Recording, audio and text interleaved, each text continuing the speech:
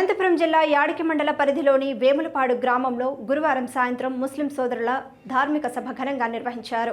సభాధ్యక్షులు సర్దార్ వలీ హాఫీజ్ ఆధ్వర్యంలో మగరిబ్ నమాజ్ అనంతరం ఈ కార్యక్రమం జరిగింది. మహాప్రవక్త మొహమ్మద్ రసూలుల్లా యొక్క రాక ముఖ్య ఉద్దేశం ఏమిటి అనే విషయంపై వక్తలు అన్వర్ సాహెబ్, గులాం ముస్తఫా సాహెబ్ హాజరై ప్రసంగించారు. గులాం ముస్తఫా సాహెబ్ ప్రసంగిస్తూ ఆడపిల్లలంటే ఆనిముత్యమని, వితంతులు ఎదురొస్తే అపశకునం అనే భ్రమను వదిలేయాలన్నారు. మూఢనమ్మకాలను వదిలేసి ప్రవక్త మొహమ్మద్ రసూలుల్లా సున్నత్లు పాటించాలన్నారు. ఆయన జీవిత చరిత్ర విశేషాలను చక్కగా అర్థమయ్యే రీతిలో వివరించారు. ఈ కార్యక్రమంలో వేములపాడు గ్రామ ముస్లిం సోదరులతో పాటు ఇతర గ్రామాల నుంచి సైతం పెద్ద ఎత్తున ముస్లిం సోదరులు హాజరై కార్యక్రమాన్ని విజయవంతం చేశారు.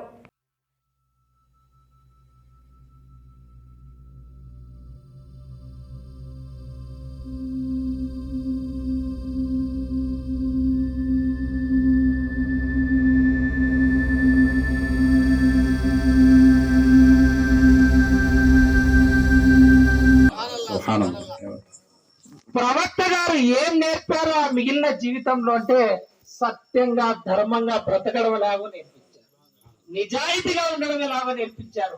ఎంత నిజాయితీగా బతికి చూపించారంటే అల్లాహ్ అక్బర్ కబీరా. ప్రవక్త గారు ప్రవక్త పదవిని ప్రకటించిన తర్వాత శత్రువులు అయ్యారు. మా ధర్మాన్ని మీరు చెడగొడుతున్నారని చెప్పేసి పగబట్టి చంపడానికి కూడా ప్రయత్నించారు. చివరాఖరికి అల్లాహ్ తాలా మక్కా నుండి మదీనాకు రాత్రి హిజ్రత్ చేయించేశారు. అక్కడి నుంచి ఇక్కడికి వలస. అయితే ప్రవక్తలు వాళ్ళు మతం గురించి ఎన్ని అన్నా సరే వాళ్ళ వస్తువులన్నీ ప్రవక్త గారి దగ్గర పెట్టిపోయేవాళ్ళు. ఎందుకంటే ఆయన అన్యాయం చేయడు, ఆయన మోసం చేయడు, ఆయన అమానతులు రక్షిస్తాడు అని ఒక పక్కేమో బయటికి పోయి ఆయన గురించి చెడుగా మాట్లాడేది, ఆయన మతం గురించి.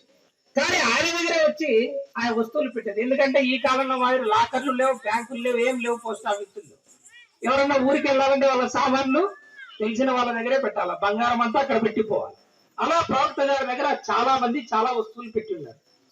కానీ అల్లాహ్ ఏమో ఆజ్ఞ ఇచ్చాడు, రాత్రికి రాత్రి హిజ్రత్